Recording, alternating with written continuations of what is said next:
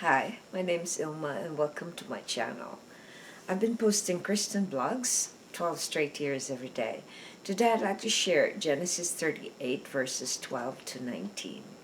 Here's the word of God. In the course of time, the wife of Judah, Shua's daughter, died. When Judah was comforted, he went up to Timnah to his sheepshearers, he and his friend Hirah the Adullamite.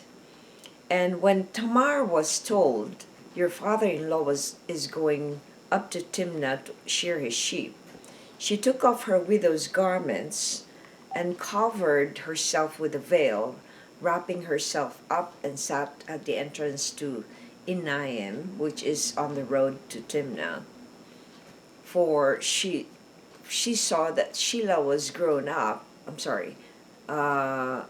For she saw that Shelah was grown up, and she had not been given to him in marriage. When Judah saw her, he thought she was a prostitute, for she had covered her face.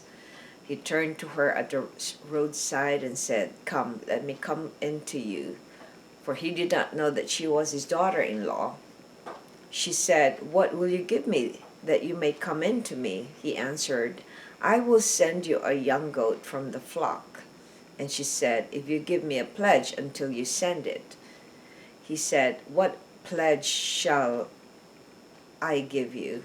She replied, "Your signet and your cord and your staff that is in your hand." So he gave them to her and went in to her, and she conceived by him. Then she arose and went away, and taking off her veil, she put on the garments of her widowhood. Genesis 38 verses 12 to 19. Here's the poem I wrote inspired by those verses. Tamar'S plot to deceive Judah. After losing her first husband without an offspring, she waited. Tamar'S patience ended, for Judah breached his promise to marry her to Shelah. She plotted to deceive Judah and posed as a prostitute so she can have a child. Without Judah's knowledge, he slept with Tamar, and her plan worked for her. Here's my essay. It is unthinkable how our Messiah's ancestors could have come from these deceivers. Even though Tamar wasn't part of God's people, she had that desire to let God's plan come into fruition in Abraham's clan.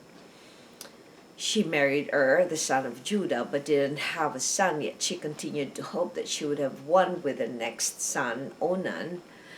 They were both taken by the Lord for their evil ways. Now Shelah, the youngest, was promised by Judah to give her an offspring when he grows up. Yet Judah has not kept his promise. It was time for Tamar to take matters into her hands and get pregnant with Judah.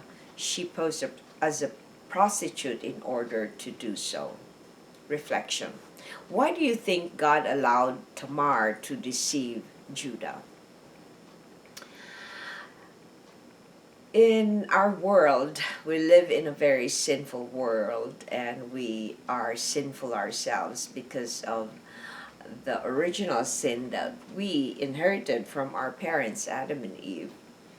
So I think that it is unrealistic to even think that God would, because Jesus became human, and when he became human, and if he comes from humans, he will have that sinful nature, and yet God kept that. Jesus was free of that sin because he was able to humble himself and become a human being to save mankind.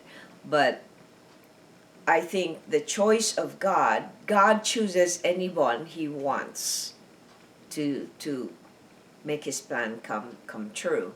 And in this case, like you would see where Jacob come from. Jacob is a deceiver, and then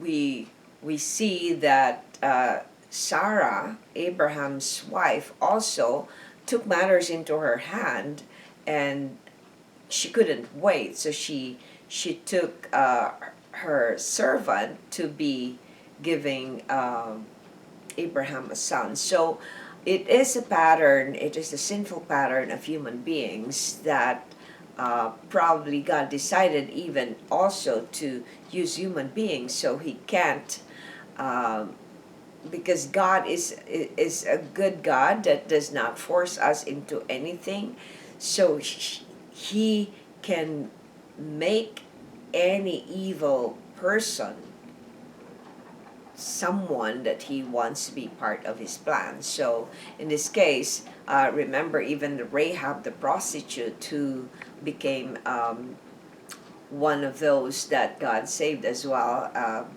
because he used Rahab to save the spies from that place. So it's important that we recognize that God can use anything for his purpose. No matter how evil it is, he could use that. So in this way, actually, it's interesting how Judah is the sinful person here, because he went to go with prostitutes, even though we know that he has his wife passed on, but then it doesn't, if he was really a holy person, he wouldn't do that, or if he was like a godly person, he wouldn't do that.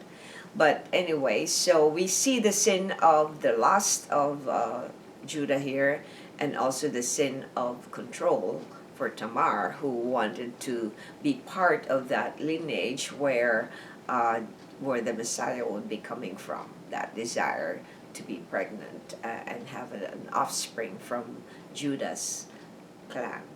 Thanks for watching. I hope you check my website at ILMA'S.com for artworks, photographs, and a copy of this blog. Please subscribe to my channel on YouTube so I could make more videos and give you the Word of God.